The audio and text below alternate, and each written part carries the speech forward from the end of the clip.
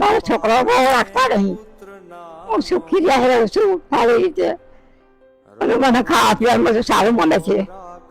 છોકરાની બહુ રાશિ છે એટલે મને નહીં રાખતી. બધું છે મારા ઘર ગામ બધું છે, છોકરા એકનો એક છે પણ નહીં મારા રહેવાતું.